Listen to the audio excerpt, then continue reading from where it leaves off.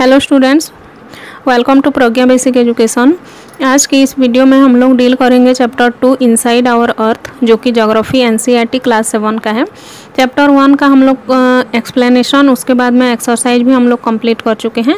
अगर आप लोग अभी तक मेरे चैनल में नए हो तो प्लीज़ ये जाके पिछले वीडियो चेक कर सकते हो और मेरे चैनल को सब्सक्राइब करके बेल आइकॉन प्रेस करके लेटेस्ट वीडियो का जो नोटिफिकेशन है उसको भी पा सकते हो। अगर वीडियो पसंद आएगा तो प्लीज़ लाइक भी कर देना, ठीक है। तो चलिए शुरू करते हैं आज की वीडियो, जो कि है इनसाइड आवर अर्थ। इसका आज एक्सप्लेनेशन देखेंगे, देखते हैं आज कहाँ तक जाते हैं। फिर नेक्स्ट वीडियो में हम लोग कंटिन्यू करेंगे इसका एक्सरसाइज, ठीक है। The earth our homeland is a dynamic planet. Earth जो कि हम लोग जो प्लानेट में रहते हैं हम लोग, उसका नाम क्या है? अर्थ है, ठीक है। ये तो सबको पता है। Is a dynamic planet. Dynamic का क्या मतलब होता है यहाँ कि डायनामिक मतलब होता है चेंजेबल, हर टाइम जो चेंज होते रहता है उसको हम लोग डायनामिक बोलते हैं। और ये हमारे जो प्लानेट है वो डायनामिक है, वो हमेशा चेंज होते रहता है। It is constantly under going changes inside and outside. और ये इनसाइड में भी चेंज होते रहता है और आउटसाइड में भी चेंज होते रहता है, ठीक है। तो आउटसाइड में तो हम लोग देख सकते हैं कि अर्थ में क्या क्या है, मतलब माउंटेन है, कहाँ पर रिवर है, कहाँ पर ओशियन है, ये सब।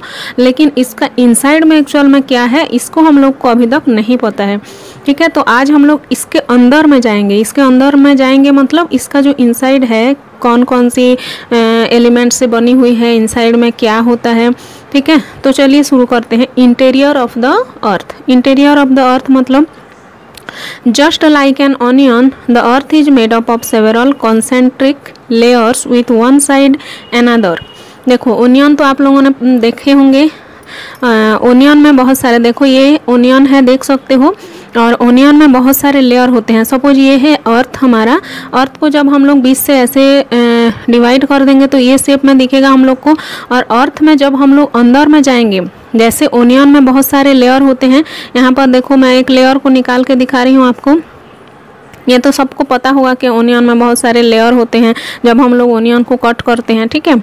देखो ये एक लेयर निकल गया, फिर और भी निकालेंगे तो फिर और एक लेयर निकलेगा, फिर ये देखो बहुत सारे लेयर्स इसमें रहते हैं, ठीक है। तो ठीक इसी प्रकार से अर्थ में भी बहुत सारे लेयर होते हैं। जैसे यहाँ पर तो हम लोग रहते हैं, लेकिन जब हम लोग अंदर खुदाई करेंगे तो यहाँ एक लेयर, ऐसे ऐसे लेयर पाया जाता है, ठीक है। यहाँ तक clear. The upper most layer over the earth surface is called the crust. सबसे ऊपरी भाग, सबसे ऊपर वाला जो लेयर होता है उसको हम लोग कौन से नाम से जानते हैं स्टूडेंट्स? क्रस्ट बोलते हैं। क्या बोलते हैं? Crust. It is the thinnest of all the layers. और ये जो लेयर है, बेसिकली यहाँ पर 3 लेयर्स हम लोग को देखने को मिलता है। और ये तीनों लेयर में से सबसे पतला लेयर, थिनेस्ट लेयर कौन सा होगा? क्रस्ट हो जाएगा, जो कि सबसे ऊपर वाला लेयर होता है, ठीक है। It is the thinnest of all the layers. It is about 35 kilometres. इसका मतलब क्या होता है 35 किलोमीटर्स? मतलब जैसे यहाँ से हम लोग शुरू करते हैं खुदाई तो यहाँ नीचे 35 किलोमीटर्स तक हम लोग जब जाते हैं, ठीक है, यहाँ तक के एक लेयर बन जाती है पूरा गोल करके, ठीक है। तो यहाँ तक को हम लोग क्रस्ट बोलेंगे। सपोज मैं बता रही हूँ कि ये 35 किलोमीटर्स है, okay. On the continental masses. लेकिन जब कॉन्टिनेंट से हम लोग खुदाई करते हैं, कॉन्टिनेंट मतलब जो लिथोस्फीयर होता है ना, लिथोस्फीयर मतलब स्थल भाग, ठीक है, जो ज़मीनी हिस्सा होता है, वहाँ से हम लोग अगर खुदाई करेंगे तो 35 किलोमीटर तक अंदर तक हम लोग का क्रस्ट पाया जाता है। और अगर ओशियन से करेंगे, ओशियन फ्लोर से, तो ओनली 5 किलोमीटर्स होता है, ठीक है। The main minerals constituents of the continental mass are silica and alumina। ये मोस्ट इम्पोर्टेंट है। देखो यहाँ तो हम लोग खुदाई किए, नीचे 35 किलोमीटर तक गए। जब कॉन्टिनेंटल से हम लोग खुदाई किए तो 35 किलोमीटर अंदर तक बहुत सारे लेयर्स पाए गए। बहुत सारे मतलब यहाँ 3 लेयर्स हैं, क्रस्ट, मेंटल एंड कोर, ठीक है। तो क्रस्ट हम लोग अभी क्रस्ट को डील कर रहे हैं। क्रस्ट 35 किलोमीटर अंदर तक है। और इसमें एक्चुअल में कौन कौन सा मिनरल्स पाया जाता है? That is silica and alumina. Silica and alumina. It is दस कॉल्ड सियाल। देखो यहाँ सियाल क्यों बोला गया इसको? क्योंकि यहाँ पर सिलिका मौजूद है, सिलिका फॉर SI, और एल्यूमिनियम को AL लिख दिया। हम लोग शॉर्ट फॉर्म में इसको क्या बोल सकते हैं? सियाल बोल सकते हैं, ठीक है। The oceanic crust mainly consist of silica and magnesium. ये तो हम लोग कॉन्टिनेंटल पार्ट को देखें, लेकिन जब ओशियनिक क्रस्ट देखेंगे हम लोग तो उसमें क्या क्या होता है, सियाल के साथ साथ मैग्नीशियम भी होता है, इसीलिए इसको सीमा बोलते हैं। सीमा मतलब सिलिका, एमए मतलब मैग्नीशियम। ठीक है, यहाँ तक क्लियर है बात कि जो कॉन्टिनेंटल क्रस्ट है और ओशियनिक क्रस्ट, कॉन्टिनेंटल क्रस्ट हम लोग का लेंथ कितना है 35 किलोमीटर और ओशियनिक क्रस्ट का 5 किलोमीटर। कॉन्टिनेंटल क्रस्ट में सियाल बोलते हैं और ओशियनिक क्रस्ट में सीमा बोलते हैं। सियाल मतलब सिलिका एंड एल्यूमिना और सीमा मतलब silica and magnesium. All clear. Just beneath the crust, beneath मतलब नीचे, क्रस्ट के जस्ट नीचे क्या होता है, mental, which extends up to a depth of 2900 kilometre below the crust. Crust हम लोग का पतली लेयर में पहले से बताई थी कि क्रस्ट एक थिनेस्ट लेयर है सबसे, है ना, 35 किलोमीटर्स के अंदर में, और हम लोग जब अंदर जाएंगे तो हम लोग को मेंटल मिलेगा। मेंटल मतलब नेक्स्ट लेयर है अर्थ का, और ये कितना दूर एक्सटेंड होता है 2900 kilometre below the crust. Crust के जस्ट नीचे मेंटल है और ये अंदर तक 29 किलोमीटर तक एक्सटेंड होता है।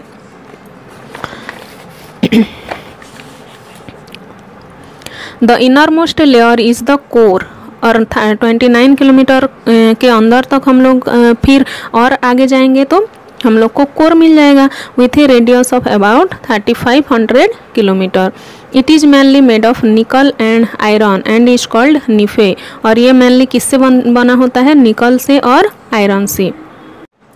It is mainly made of nickel and iron and is called nife, और ये जो कोर है ये किससे बनी होती है, निकेल से और आयरन से। इसको इसलिए हम लोग निफे के नाम से जानते हैं। निफे मीन्स Ni जो है निकेल है, और Fe फेरस है। फेरस मीन्स आयरन होता है। The central core has very high temperature and pressure, और ये मानते हैं कि हम लोग जो सेंट्रल कोर है, जो पृथ्वी का सबसे अंदर का हिस्सा है, आंतरिक भाग जिसको हम लोग बोलते हैं, उसमें हाई टेम्परेचर रहता है और प्रेशर भी ज़्यादा रहता है। ठीक है, यहाँ तक क्लियर है। क्या क्या हम लोग पढ़े अभी, क्रस्ट पढ़े, सबसे थिनेस्ट लेयर है, फिर मेंटल पढ़े, फिर कोर पढ़े। ठीक है, अब आ जाओ rocks and minerals. The earth's crust is made up of various types of rocks. जब हम लोग अर्थ क्रस्ट को देखते हैं तो किससे बनी होती है, वेरियस टाइप्स ऑफ रॉक्स, पत्थरों से बनी होती है, चट्टान पत्थर। Any natural mass of mineral matter that makes of the earth's crust is called a rock. जो नेचुरल मास वो भी मिनरल मैटर से बना होता है, और वो जो अर्थ का क्रस्ट बनाता है उसको हम लोग क्या बेसिकली बोलते हैं, रॉक बोलते हैं। यानी कि अर्थ क्रस्ट बेसिकली किससे बनता है, रॉक से ही बनता है। तो आपका एग्जाम में क्वेश्चन आ सकता है कि व्हाट इज रॉक, तो आप लोगों को लिखना है any natural mass of mineral matter that makes up the earth's crust is called a rock. Rocks can be of different color, size and texture, यानी कि रॉक्स जो है वो कलर में भी अलग अलग हो सकते हैं, साइज में भी अलग अलग हो सकते हैं, और उसका टेक्सचर भी अलग अलग हो सकता है। तो आइए देखते हैं कौन कौन सी रॉक का क्या क्या कैरेक्टरिस्टिक्स है, क्या क्या उसका खासियत है। ठीक है, there are 3 major types of rocks. Rocks को हम लोग 3 मेन कैटेगरी में डिवाइड कर सकते हैं। सबसे पहले है इग्नियस रॉक्स, नेक्स्ट है सेडिमेंट्री रॉक्स, एंड थर्ड में है मेटामॉर्फिक रॉक्स। क्या क्या, एक बार और रिवाइज कर लेते हैं, इग्नियस, सेडिमेंट्री एंड मेटामॉर्फिक। मोटा मोटी हम लोग 3 टाइप्स में उसको डिवाइड कर सकते हैं। तो सबसे पहले हम लोग डील करेंगे इग्नियस रॉक्स के बारे में। तो स्टूडेंट्स आप लोग जानते होंगे इग्नियस रॉक्स किससे बनता है, मेल्टन मैग्मा से बनता है। तो यहाँ क्वेश्चन पुटअप हो सकता है कि एक्चुअल में मेल्टन मैग्मा होता क्या है। ठीक है, मेल्टन मैग्मा मतलब जो हम लोग कोर में देखते हैं, अर्थ का जो कोर है वो मेल्टन मैग्मा से भरा होता है। ठीक है, और जो मैग्मा रहता है अंदर में वो जब बाहर निकल जाता है प्रेशर के लिए, प्रेशर के कारण जब वो जो मैग्मा है बाहर निकल जाता है, वो बाहर निकल के लावा बन जाता है, और वो लावा से फिर रॉक्स बनता है, और वो वैसे रॉक्स को हम लोग इग्नियस रॉक्स बोलते हैं। ठीक है, when the Merton magma cools, जब बेसिकली जो कोर में है वो हाई टेम्परेचर में और प्रेशर में रहता है, तो लिक्विड फॉर्म में रहता है मैग्मा। फिर मैग्मा जब बाहर आता है, ठीक है, क्रस्ट के पास आ जाता है, तो अंदर के टेम्परेचर से अर्थ का बाहरी टेम्परेचर कम होता है और बेसिकली जब मैग्मा कूल हो जाता है, ठंडा हो जाता है, वो सॉलिड बन जाता है, सॉलिड बन के फिर वो रॉक बन जाता है और इसी रॉक को हम लोग इग्नियस रॉक्स बोलते हैं। ठीक है। When the molten magma cools, it becomes solid. Rocks thus formed are called igneous rocks. They are also called primary rocks. इसको हम लोग primary rocks के नाम से भी जानते हैं। There are two types of igneous rocks और igneous rocks भी हम लोग को दो प्रकार का मिलता है, एक intrusive rocks होता है और एक extrusive rocks होता है। अब देखते हैं इंट्रूसिव क्या होता है और एक्सट्रूसिव क्या होता है। देखो नाम से ही पता चल रहा है, इंट्रूसिव मतलब अंदर, एक्सट्रूसिव मतलब बाहर। ठीक है। Can you imagine lava coming out from the volcanoes. आप इमेजिन कर सकते हो कि जब लावा बाहर आता है वोल्केनो से, जब वोल्केनो फट जाता है तो क्या होता है, अंदर का जो लावा रहता है वो बाहर आ जाता है। Lava is actually fiery red molten magma और इसका जो कलर होता है वो थोड़ा सा फेरी रेड कलर का होता है। Coming out from the interior of the earth on its surface. Interior में जो कोर में रहता है लावा वो फट के बाहर में आ जाता है। और when this molten lava comes on the earth surface, जब पूरा बाहर में आ जाता है, it rapidly cools down and becomes solid, बाहर में ठंडा हो जाता है। Rocks formed in such a way on the crust are called extrusive igneous rocks. जब पूरा बाहर में आ जाएगा तो हम लोग उसको एक्सट्रूसिव इग्नियस रॉक्स बोलेंगे। They have a very fine grained structure, for example basalt. Basalt नाम का जो रॉक होता है उसको हम लोग इग्नियस रॉक्स में आता है, वो भी एक्सट्रूसिव इग्नियस रॉक में। तो आपके एग्जाम में आ सकता है इग्नियस रॉक का शॉर्ट क्वेश्चंस भी आ सकता है, उसके बाद में डिफरेंस भी आ सकता है एक्सट्रूसिव और इंट्रूसिव इग्नियस रॉक। और बेसाल्ट कौन सी रॉक के कैटेगरी में आता है आपको बोलेंगे तो आप बोलोगे एक्सट्रूसिव इग्नियस रॉक। ठीक है। The Deccan प्लेटू is made up of basalt rocks. ये भी क्वेश्चन में आ सकता है कि डेक्कन प्लेटू कौन सी रॉक में बना होता है, तो आंसर में आ जाएगा बासल्ट रॉक। ठीक है। Sometimes the molten magma cools down deep inside the earth crust. कभी कभी क्या होता है ना कि कुछ रीजन की वजह से जो मेल्टन मैग्मा होता है वो पृथ्वी के क्रस्ट में, आउटर भाग में नहीं आ पाता है, वो अंदर ही ठंडा हो जाता है।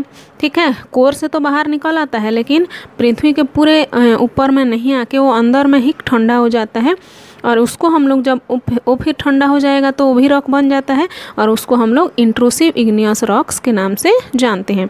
Since they cool down slowly, लेकिन वो बाहर में जब आते हैं मैग्मा, जब बाहर में लावा आता है तो वो जल्दी ठंडा होता है, लेकिन जो लावा है वो अंदर में अगर ठंडा होगा तो अंदर में बेसिकली टेम्परेचर ज़्यादा होता है। ठीक है। तो उसको ठंडा होने में थोड़ी सी टाइम ज़्यादा लगता है इन कंपैरिजन टू एक्सट्रूसिव। ठीक है। तो इंट्रूसिव इग्नियस रॉक्स क्या होता है, अंदर में थोड़े ज़्यादा टाइम लेता है वो ठंडा होने में, लेकिन वो भी धीरे धीरे सॉलिड बन जाता है और ऐसी टाइप में जब रॉक्स बनता है उसको हम लोग इंट्रूसिव इग्नियस रॉक्स बोलते हैं।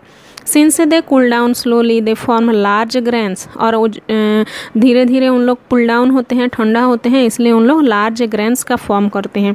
Granite is an example of such a rock. देखो यहाँ पर बासाल्ट आया था, बासाल्ट कौन सी रॉक में आता है, इंट्रूसिव रॉक में आता है, लेकिन ग्रेनाइट जो है वो एक्सट्रूसिव इग्नियस रॉक्स में आता है। Grinding stones used to prepare paste और powder of spices and grains are made of granite. Granite जो ग्राइंडिंग स्टोन्स होते हैं ना, जो हम लोग कुछ पेस्ट बनाने के लिए या पाउडर बनाने के लिए, मसाला का पाउडर भी, कुछ भी पेस्ट बनाने के लिए जो पत्थर का यूज करते हैं वो बेसिकली कौन सा पत्थर होता है, ग्रेनाइट पत्थर होता है। ठीक है। तो आज के वीडियो में हम लोग इतना पढ़ेंगे, नेक्स्ट वीडियो में हम लोग फिर आगे बढ़ेंगे और 2 टाइप्स ऑफ रॉक्स बचे हैं, देखते हैं कौन कौन सी रॉक्स है और उसका क्या कैरेक्टरिस्टिक्स होता है, वो कैसे फॉर्म होता है। ठीक है। तो बस आज के लिए इतना ही और होप आप लोगों को समझ आ गया होगा कि जो अर्थ का कोर है, मेंटल है, क्रस्ट है, वो क्या से बनता है, कैसे कैसे होता है। ठीक है। और उसका जो बाहर आता है, ये जो कोर का हिस्सा बाहर आ जाता है तो फिर वो रॉक में बदल जाता है। ठीक है। तो चलिए आज के वीडियो को यहीं एंड करते हैं। Thanks for watching. Thank you.